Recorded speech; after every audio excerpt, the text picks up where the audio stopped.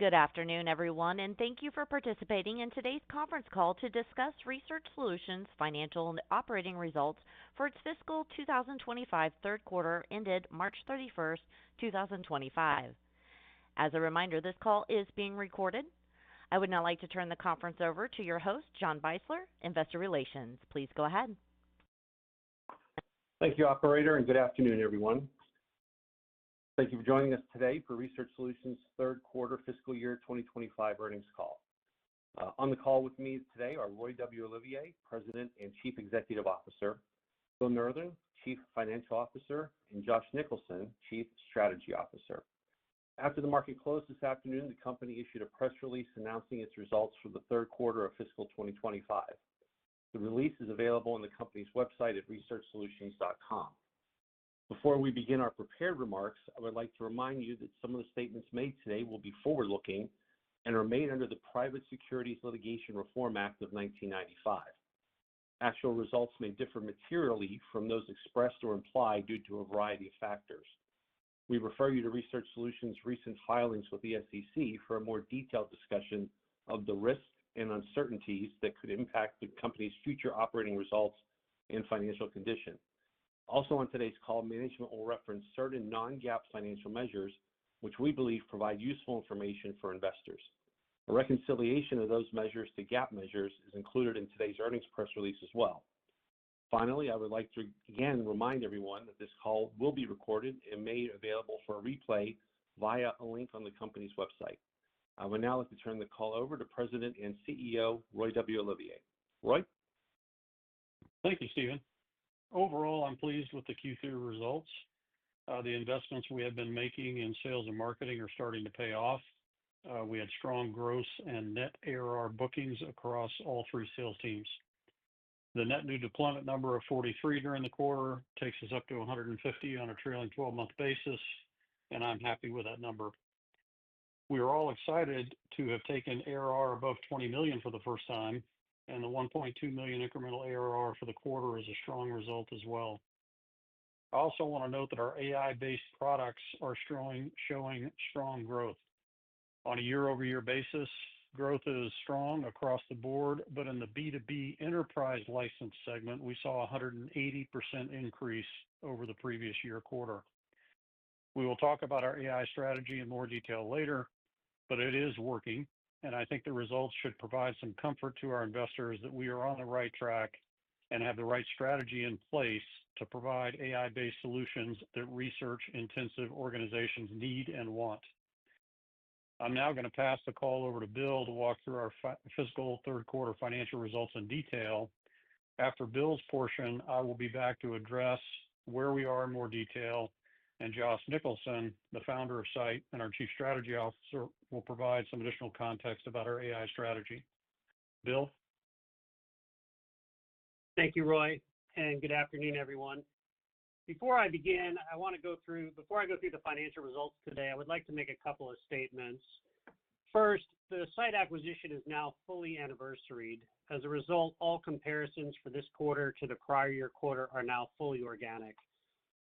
Second, if you are a long-term investor, you have heard us discuss the transformational impacts of our ongoing revenue mix shift to SaaS revenue. This quarter is a prime example of those impacts as we achieved a number of milestones and records in the quarter. Margins and cash flow have expanded as we have navigated the company from 10 million to 20 million ARR, and we expect similar type expansion as we continue to grow ARR onwards to our next target of 30 million. Turning to the results, total revenue for the third quarter of fiscal 2025 was 12.7 million compared to 12.1 million in the third quarter of fiscal 2024. Our platform subscription revenue increased 22% to 4.8 million. The growth was primarily driven by growth in Scite B2B and B2C platform revenue. However, we also experienced growth in both revenue and net new deployments in our core Article Galaxy product. Platform revenue accounted for about 38% of our total revenue for the quarter, compared to approximately 33% in the prior year quarter, as this mix continues to move up and to the right. We ended the quarter with $20.4 million in annual recurring revenue, or ARR, up 23% year over year. The result was impressive for a couple key reasons. First, similar to last quarter, the growth was broad-based across both Site and Article Galaxy, between both new sales and upsells, and between both B2B and B2C. Second, B2B experienced net incremental ARR growth of $736,000, which is a company organic record for a quarter, and compares to growth of only $38,000 in the prior year quarter. I will note that there was some one-time larger churn items in last year's Q3. However, regardless, the result is impressive. The ARR is broken down as $13.5 million in B2B ARR and $6.9 million in normalized ARR associated with Site's B2C subscribers. Net incremental ARR growth in the quarter was approximately $1.2 million, and we had 43 net B2B platform deployments. Please see today's press release for how we define and use annual recurring revenue and other non-GAAP terms. Transaction revenue for the third quarter was $7.8 million compared to $8.2 million in the prior year quarter. Q3 is seasonally our best time for transactions, and while this quarter was the highest result of this fiscal year, it was down 4% to the prior year quarter. The reason for the decrease was that paid order volume was simply lower in the quarter compared to last year. It is too early to tell if this is something unique to this quarter or if it is a longer-term trend, perhaps economic or otherwise, but we will continue to monitor and report on it. Our total active customer count for the quarter was 1,380 compared to 1,426 in the same period a year ago. Gross margin for the third quarter was 49.5%, a 430 basis point improvement over the third quarter of fiscal 2024. The increase is due to the ongoing revenue mix shift towards our higher margin platforms business, and we are now on the doorstep towards pushing through 50% plus blended gross margins. In addition to the revenue mix shift, we also experienced gross margin improvements in both our platforms and transactions business lines. The platforms business recorded gross margin of 87.4%, a 180 basis point increase compared to the prior year quarter. The result is primarily related to lower labor costs as we scale the business, partially offset by hosting costs, which increased proportionally with revenue. Gross margin in our transaction business increased 30 basis points to 26%. The increase was related to higher copyright margins. I will note that these are really strong results for both platforms and transactions. As a result, it is likely you will see these margins dip down in future quarters, but we do not expect to see any material changes in what the company has experienced with respect to these margins over the last 12 months. Total operating expenses in the quarter were $5.7 million compared to $5.4 million in the prior year quarter. The increases were nearly all isolated to the sales and marketing line of the P&L, where we are deliberately making investments. We are pleased to be able to make these additional investments in growth as we are largely able to hold the line on other expenses. Turning to profitability, the company reported income from operations of $557,000 compared to $88,000 in the prior year quarter. Net income was $216,000 or 1 cent per diluted share compared to net income of $76,000 or nil per diluted share in the prior year quarter. I wanted to make a few statements here regarding the Site earnout. First, we did not make any adjustments to the Site earnout estimate for this quarter. Second, this earnout will be finally determined as we close our Q4, and we will provide an update then on the final earnout amount and any final adjustments required to our estimate.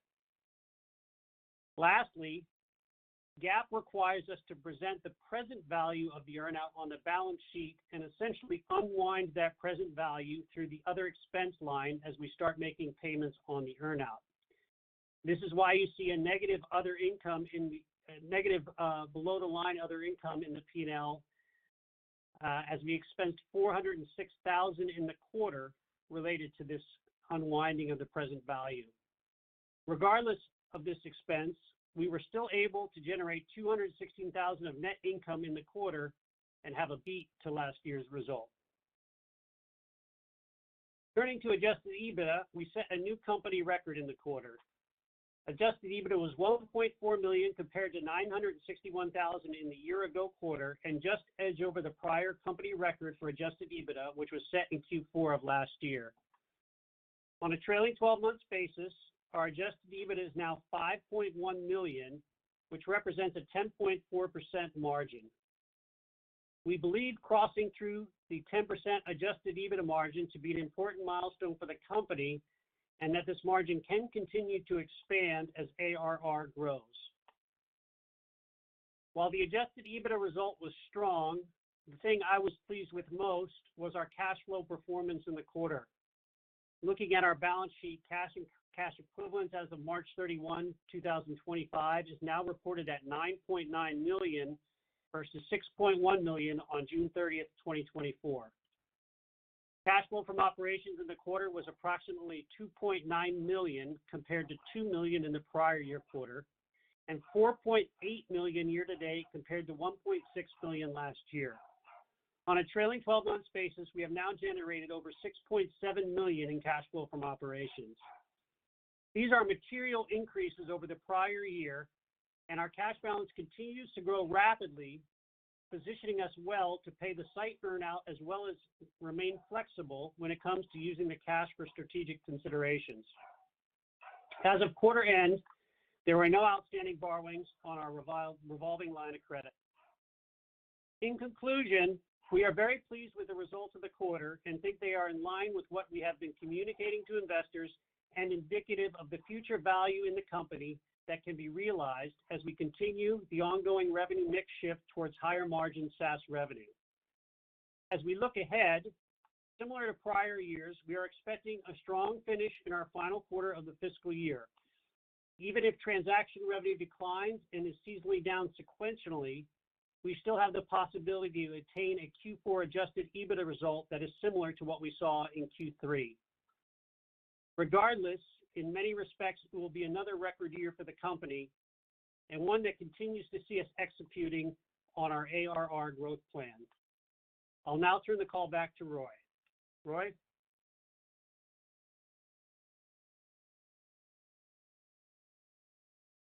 And you may be muted, Mr. Olivier. Yeah, I was. Thank you. For the last quarter or two, we've talked about investments we've been making in sales and marketing. I think it's critical to our long-term strategy to build a professional and disciplined sales and renewal team. It is the cornerstone of our value creation strategy to cross-sell new products, internally developed or acquired, into our base of customers. I continue to be excited about the progress that we're seeing in this area. Marketing has been executing at a high level for quite some time.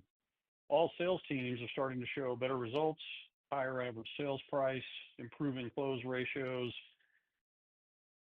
based on the adoption of the new approach and sales process we started in early FY25 when we built out a dedicated academic and corporate team. I'm very pleased with the progress today. I'm now going to ask Josh to step in and talk a little bit about our AI products, and then I'm going to circle back to talk about the general environment as it relates to some of the budget cuts and some other details related to our performance. Josh? Thanks, Roy.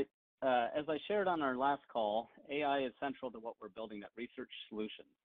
By combining exclusive access and rights to global research content with a real understanding of how researchers work, we're creating a scientific research platform for an AI-driven world. This isn't a side bet, it's the future of the company, and we're leaning fully in. The numbers we're reporting today show that we're executing on that strategy. As companies and researchers look to figure out their own AI strategy, they're increasingly turning to Scite as it offers the best coverage in research, focused workflows for their tasks, and, importantly, hallucination mitigation. For academic customers, it provides a transparent and ethical AI solution which can be deployed across a university campus. From a product perspective, we have deployed several new LLM models into Site Assistant this quarter, allowing users to select from different providers and providing cutting-edge advances in AI to our unique corpus of research articles. We have also deployed a new tables mode in Site Assistant that allows you to leverage AI for data extraction. Think about creating a spreadsheet with AI analyzing reports based on whatever data you need, sample size, study limitations, statistics, etc. We'll continue to remain model agnostic and can deploy new models within days of release, including deep reasoning models. This flexibility supports customer demand and allows us to further delineate features available to B2B customers versus B2C customers. As some of you may have seen, a recent headline in the New York Times reported, AI is getting more powerful, but its hallucinations are getting worse. This past month, I visited numerous large customers in Denmark, and a recurring piece of feedback was that Site was valuable to them, specifically for the mitigation of hallucinations. They expressed continued frustration with ChatGPT, making things up, and them having to deal with requests for articles that didn't exist. This challenge might seem completely new, but is reminiscent of the early days of the web, where new pages of information were being created at a scale never seen. As Google co-founder Sergey Brin and Larry Page noted in their seminal paper, web pages proliferate free of quality control. Think of all the content proliferating free of quality control through LLMs. What emerged out of this Cambrian explosion of information in the early days of the web was a better way to rank content, specifically PageRank from Google. PageRank was directly influenced by academic papers and citation analysis, and I quote, PageRank provides a more sophisticated method for doing citation counting. Over the past decade, Site has been working to improve academic citations, which we call smart citations. As a reminder, unlike traditional citations, smart citations expose the actual in-text citation statements from citing articles, show where those statements appear in the document, and indicate whether the cited claim is supported or contradicted. These enhanced snippets don't just offer better context, they enable smarter, verifiable knowledge synthesis. Crucially, these smart citations allow us to leverage the flexibility and power of AI, but to do so in a trustworthy way, eliminating hallucinations. This is not 100% perfect, but it is market leading owing to the access and content we have. It is a core differentiator of Site and very often how and why we win deals. The Site product is also a finalist in the Society of Scholarly Publishing's EPIC Awards. Very happy about that. In addition to the work on Site and Site Assistant, we have also brought over core aspects of Site and AI into Article Galaxy, helping users as they access articles easily find supporting or contrasting evidence and better assess the relevancy of an article with full text excerpt previews. By empowering AI in a trustworthy way across products, we enhance user workflows, save researchers and organizations time and money, and crucially, help them make sure they are using reputable information. We also continue to make progress with our AI data strategy. Regarding adding additional publishers' content into Site, we added an additional publisher during the quarter. We also added 8 publishers to our new TDM/AI rights product that will allow customers to purchase AI rights for their articles they purchase and articles they already have in their library. Finally, we have added 2 new publishers to Article Galaxy, and we continue to focus on adding new content to Site AI, adding the ability for customers to acquire rights if they do not have them, and adding new publisher agreements for the AG platform, in addition to our efforts to deepen our workflows for users. With that, I'll turn it back over to Roy, and I look forward to any questions. Thanks, Josh. One other comment about our results. I am, and Bill is, as you know, rule of 40 people. We like to see our platform growth and EBITDA margin equal 40 or greater.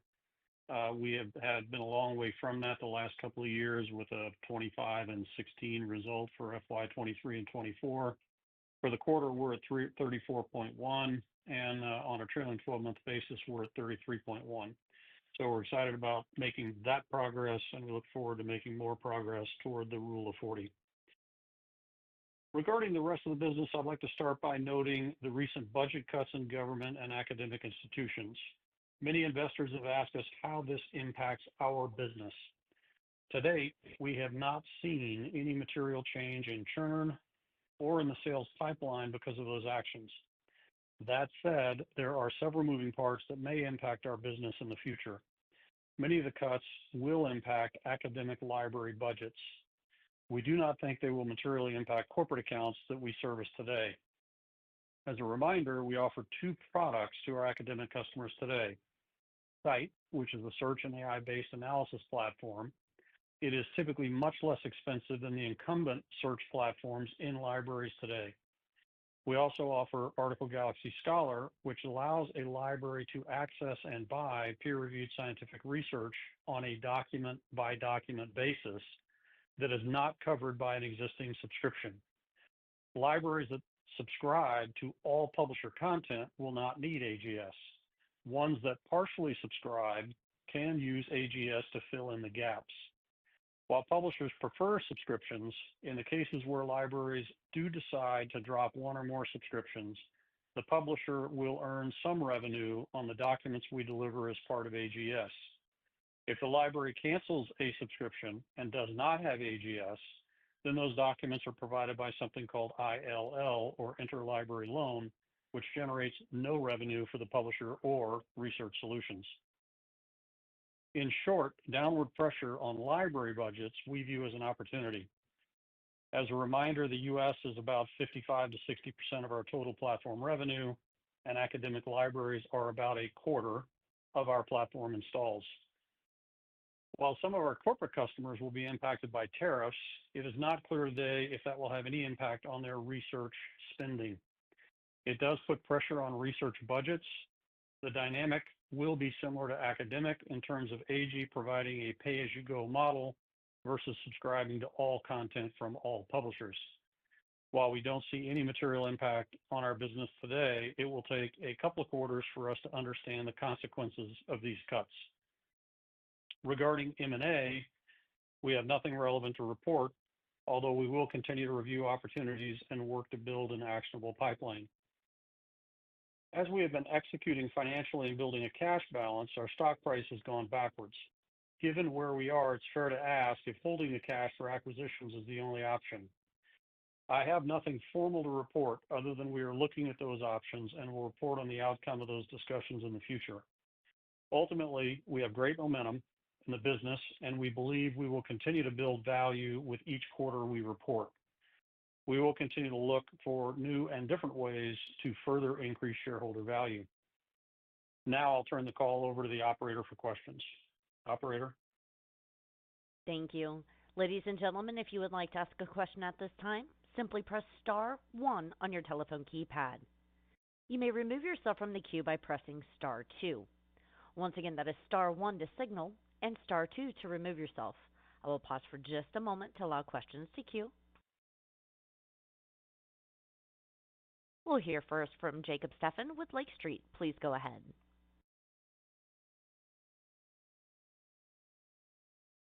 And Mr. Stephan, you may be muted.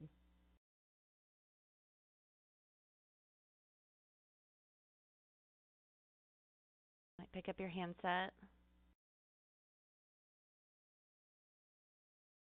We'll move next to Richard Baldry with Roth Capital. Please go ahead. Your line is open. Thanks.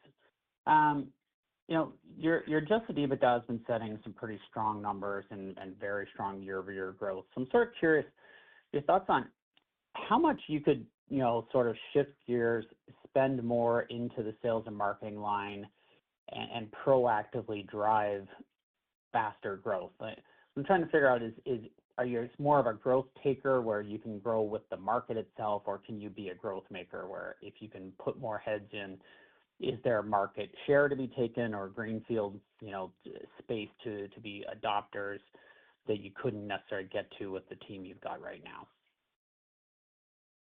Yeah, I think the reason we've been making the investments in sales and marketing and more recently sales teams by splitting the teams, training the teams, adding more people to the teams, and forcing use of a new solution-oriented selling process versus what we did in the past is that I'd like to get to the point where we have a fairly predictable model there. In other words, on the B2C side, we invest in primarily digital advertising. It drives trials. Trials drive subscriptions. It's a very predictable customer acquisition cost number that generates a lifetime value number out of that. So we can dial up or dial down expense to get to where we want to go. And as we start to see negligible improvements or those ratios change materially, we simply lower investment back down.